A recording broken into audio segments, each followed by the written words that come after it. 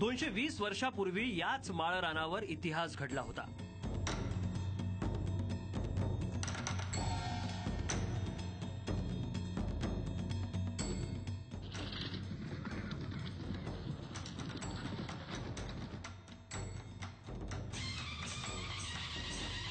रणशूरांच्या तलवारीला तेज चढलं होतं. शाहिरांच्या प्रतिभेला वीररसाचं उधाण आलं होतं. मराठा फौजांच्या मनगटात 1000 हत्तींचं बळ संचारलं होतं. या किल्ल्याचा प्रत्येक दगड साक्षी आहे त्या मर्दुमकीचा, सांडलेल्या रक्ताच्या प्रत्येक थेंबाचा. हा गडकोट आणि इथला दरवाजा साक्षीदार आहे मराठ्यांच्या इतिहासातील शेवटच्या विजयाचा.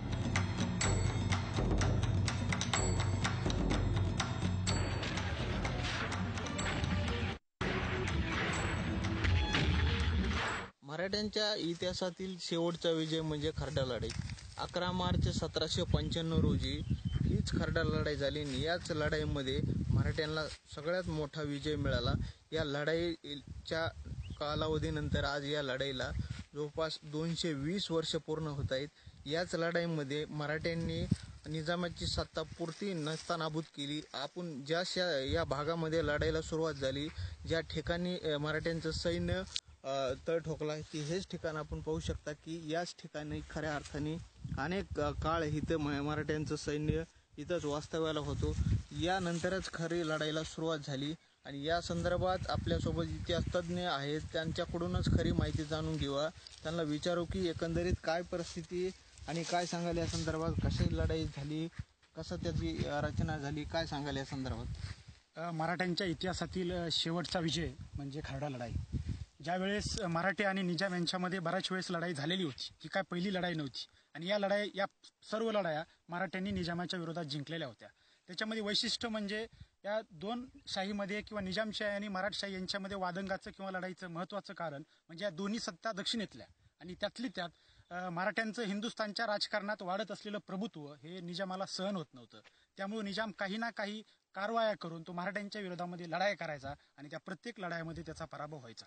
तसं ज्यावेळेस मराठ्यांनी काय केलेलं होतं, बादशहाकडून बादशाही मुलखातून चौथाई आणि सरदेशमुखी वसूल करण्याचे हक्क बादशहाकडून मिळवले होते आणि निजाम हा बादशहाचा सरदार होता आणि त्यालाही मराठ्यांना चौथाई आणि सरदेशमुखी द्यावी लागत होती. ही गोष्ट त्याला अपमानकारक वाटायची.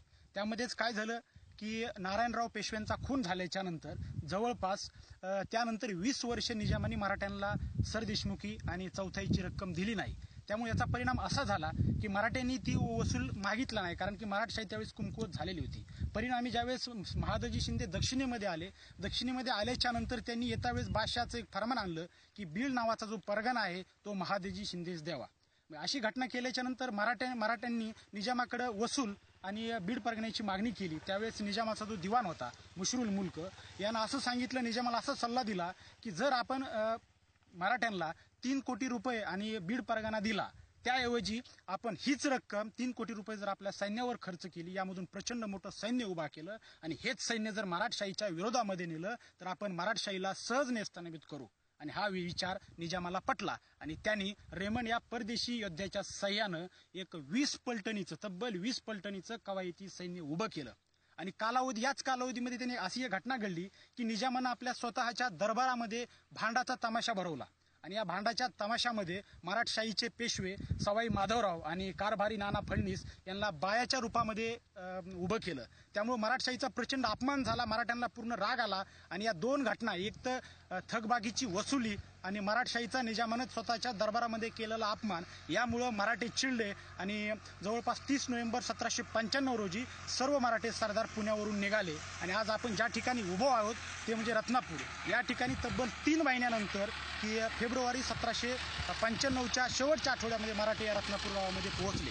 तर इथं पोहोचल्याच्या नंतर मराठ्यांनी इथं कायमची छावणी केली आणि याच ठिकाणावरून मराठ्यांनी या ठिकाणी रत्नापूर गावामध्ये होळीचा सण साजरा केला, धुरवड साजरी केली. त्यावेळेस निजामही बिदरवरून चालत येत असताना त्यानं बालाघाटवर या ठिकाणी वांजरीच्या तीरावर पारगाव म्हणून गावे त्या ठिकाणी त्याची छावणी केलेली होती आणि त्याला त्या छावणीवरून परांड्याच्या किल्ल्याच्या आश्रयाने मराठ्यांशी झुंज द्यायची होती. निजामाला तिकडे जायचं होतं परांड्याच्या किल्ल्याच्या आश्रयासाठी. आणि यावेळेस असं झालं की मराठे ज्यावेळेस होळीचा सण साजरा केला आणि होळीचा सण साजरा केल्याच्या नंतर मराठे याच रत्नापूरच्या गावामध्ये धुळवड साजरी करायला लागले होते. परंतु अचानक बातमी आली की निजाम पारगावच्या तळावरून मोहरीच्या घाटानं परांडाकडे निघालेला आहे. त्यावेळेस लगेच पेशव्यांनी दळबादल नावाचा जवळपास 3000 लोक बसतील एवढा मोठा डेरा किंवा मंडप या ठिकाणी उभारलेला होता. त्यामध्ये लगेच त्यांनी आपली सर्व सरदारांना बोलून घेतलं आणि युद्धाची रणनीती या ठिकाणी आखण्यात आली आणि परशुराम भाऊ पटवर्धन यांना सेनापती म्हणून नेमण्यात आलं. मराठा वीरांच्या शौर्याची ही कहाणी जसजशी ऐकावी तसतसंच फुरण चढत जातं. पेशवे आणि मराठे एकत्र आले होते. नाना फडणवीसांच्या चातुर्याची ती खेळी होती. नानांना दक्षिणेत आपलं साम्राज्य वाढवायचं होतं. ते वर्ष होतं 1795. समोर होता मराठ्यांचा बलाढ्य शत्रू हैदराबादचा निजाम आणि त्याला आव्हान दिलं होतं पेशवे आणि दौलतराव शिंदेंच्या विशाल फौजांनी.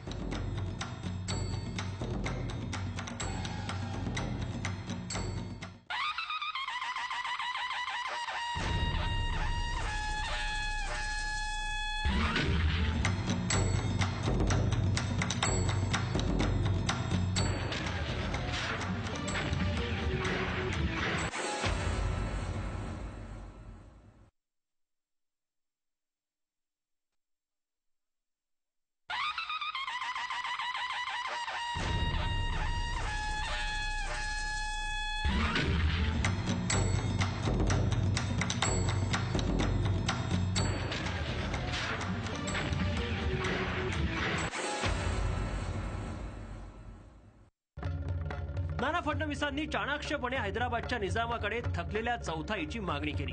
निजामानं ती नाकारल्यावर पेशवा, दौलतराव शिंदे, तुकोजी होळकर आणि दुसरा रघुजी भोसले यांच्या संयुक्त फौजांनी मार्च इसवी सन 1795 मध्ये